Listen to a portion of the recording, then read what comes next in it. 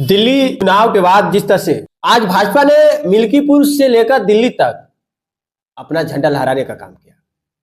साथियों बता दूं कि बीजेपी का उम्मीद नहीं था कि केजरीवाल की कुर्सी छीन ली जाएगी, क्योंकि केजरीवाल ने जो अपने कुर्सी जमाए रहे दिल्ली में, बहुत लोगों ने प्रयास किया लेकिन विफल रहे। लेकिन इस बार भाजपा ने कामयाबी हासिल की। भाजपा की जो जीत हुई है उस पर हम चाहेंगे कि क्या इनकी बातें हैं। सबसे पहले बहुत बहुत शुभकामनाएं। आपके चैनल को आपको भी हार्दिक बधाई है, शुभकामना है। मिल्कीपुर की सपा की पूरी सीट थी। सपा ने कहा कि भाजपा को हरा कर छोड़ेंगे। मिल्कीपुर से फिर दिल्ली में भी एक सस्पेंशन रहा। केजरीवाल बोले कि यहां से भाजपा को हम सफाया कर देंगे, लेकिन भाजपा ने बारी बारी से सफाया करती गई। क्या इसका क्या मंत्र रहा? क्या ईवीएम का सहारा लेकर किया गया या क्या इसका? देखिए, आप लोग पत्रकार हैं और लोकतंत्र के चौथे स्तंभ हैं। आप लोग को जितना जानकारी होगा उतना हम लोग को जानकारी नहीं रहता है। तो हिंदुस्तान के, भारत के पत्रकार हैं और चौथे स्तंभ हैं। आप लोग को जितना जानकारी है उतना हम लोग को जानकारी नहीं होता। हम लोग छोटे कार्यकर्ता हैं भाजपा के।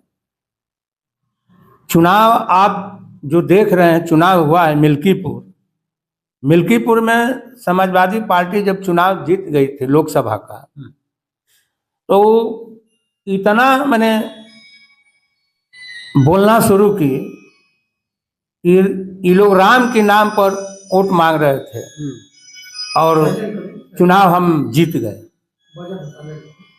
बल्कि वो झूठे जो संविधान लेकर जो घूम रहे थे, संविधान, अखिलेश जी भी संविधान लेकर घूम रहे थे। मुख्यमंत्री जी हैं भाई, पूर्व मुख्यमंत्री हैं माननीय अखिलेश यादव जी, वो भी संविधान लेकर घूम रहे थे। और राहुल गांधी जी राष्ट्रीय नेता हैं, कांग्रेस पार्टी के अध्यक्ष हैं, विपक्ष के हमारे नेता हैं, वो भी लेकर संविधान घूम रहे थे। कुछ जनता जो है हमारे भ्रम में आ गई। अच्छा, कुछ नेता हमारे कुछ बोल दिए थे, इसलिए हम लोग चुनाव जो है लोकसभा में थोड़ा हम लोग कम सीट पाए। क्योंकि जनता बाद में समझ गई इन लोगों की भाषा को और बात को, तब जाकर मिल्कीपुर में जनता जो है समझ गई कि नहीं, भाजपा के लोग सही हैं। क्योंकि देश के हमारे प्रधानमंत्री जी हैं और ये हमारे मुख्यमंत्री जोगी बाबा हैं, जो ये ईमानदार नेता हैं। अच्छा, ये लोग ये तरीके का काम किए हैं। आप देख रहे हैं कितना गुंडाई चरम सीमा पर था। सारे चीज को कंट्रोल कर लिए हैं लोग। जो योजना गरीबों का था, आप शहर में पक्का मकान बन रहा है, रोटी कपड़ा मकान हमारे मोदी जी का नारा था, जोगी बाबा का नारा था, वो गांव में आ गया है, उतर गया है। तो जनता जान गई है, किसान निधि मिल रहा है, पैसा मिल रहा है, दवाई मिल रहा है, बेटियों की शादी में मिल रहा है। तो सबका साथ सबका विकास का नारा पर जनता ने अमल किया है और जनता ने वोट देकर चुनाव जिताई। क्या लग रहा है कि जो इस समय भाजपा के खाते में ये पूरी चुनाव रहा, लोगों का कहना कि भाजपा जिस तरह से अपना एक बहुमत पाया है, आगामी चुनाव को लेकर क्या जताया जा सकता है?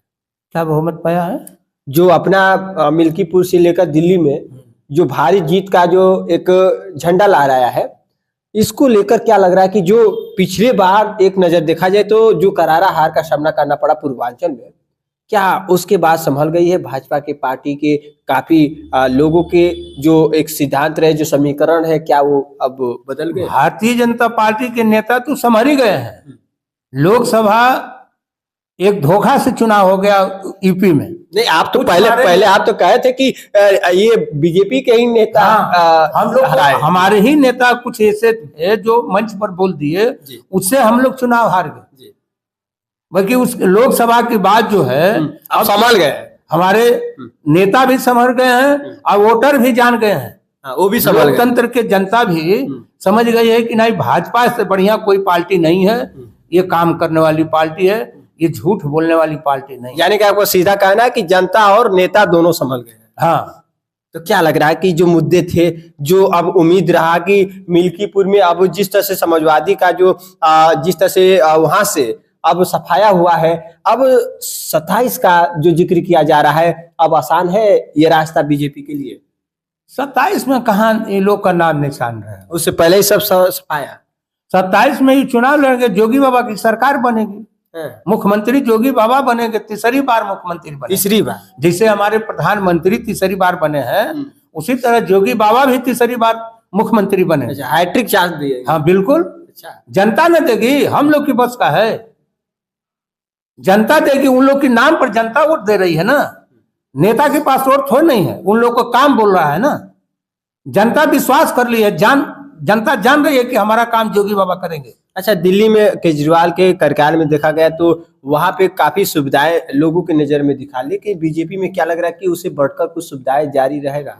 केजरीवाल 15 साल मुख्यमंत्री रहे हैं, भाजपा 27 साल के बाद आई है। भाजपा ने संघर्ष किया है और केजरीवाल का जो चोरी था वो पकड़ा गया है। अच्छा, जनता जान गई कि केजरीवाल कितना ईमानदार आदमी है, वो अपने शीश महल से संचालन करते हैं। जनता के दिमाग में ये बात आ गया, तब जाकर 48 सीट मिला है। जनता की ओर से हम लोग चुनाव जीते हैं। ये तो हमेशा विपक्षी कहते हैं कि बेईमानी से जीते हैं, शैतानी से जीते हैं, इन लोग का काम है काम। ये जितने हम लोग को बेईमान बनाते हैं उतने बढ़िया हम लोग का चुनाव होता है। चलिए, इन्हीं बीच है हमारे साथ, इनसे भी बात करेंगे। थोड़ा सा परिचय बता दीजिए। हमारा नाम प्रेमचंद है, सदर मऊ से बोल रहा हूँ, ग्राम सभा पांसा मोहद्दीनपुर। हाँ, सदर अच्छा, मऊ। जो चुनाव हुआ है, इस चुनाव को लेकर क्या बताना चाहेंगे? बीजेपी ने काफी मिल्कीपुर में करारा हार का सामना करना पड़ा समाजवादी पार्टी को। बीजेपी ने अपना पताखा लहराया है और दिल्ली में भी। देखिए, उस चुनाव में जो भी हुआ है 100 में 100% घोटाला हुआ है। ये नेताजी तो कह रहे हैं कि बिल्कुल निष्पक्ष वो भाजपा वाले जो भी नेता हैं लोग, हाँ, वो भाजपा वाले अपने अपने पार्टी के तो सब लोग बखान करने वाले हैं। हाँ, बाकी वो दिखलाने तो सही कि केजरीवाल ने कहाँ गलती की है। हाँ, तो आप सपा को समर्थन दे रहे हैं? हाँ, हम सपा को समर्थन दे रहे हैं। यहाँ तक ईवीएम मशीन पर ये बताइए कितना हड़गमा हुआ, सुप्रीम कोर्ट में कितना प्रस्ताव को निरस्त कर दिया गया, जो कि यह होगा कि चुनाव बैलेट पेपर से होगा। अगर जो इतना उनके अंदर जानकारी है, चाहे इतना बनाए, उनको लग रहा है कि हमको पूरा भारत देश लायक कर रहा है, तो क्यों ना ईवीएम मशीन को बंद कर बैलेट पेपर पर वोट कराते हैं। उनको ऑटोमेटिक समझ में आ जाएगा कि पार्टी और चाहे पब्लिक हमारे साथ कितना है। चलिए, जैसा कि अभी जयराम ठाकुर जी ने कहा कि निष्पक्ष चुनाव हुआ और अभी उन्हीं के साथ बैठे रहे। इनका कहना है कि जो चुनाव हुआ, ईवीएम को अगर हटा लिया जाए तो भाजपा का अवकाश सामने आ जाएगा। तो फिलहाल इन बातों के साथ आपका क्या सुझाव है, जरूर बताइएगा। इस वक्त के लिए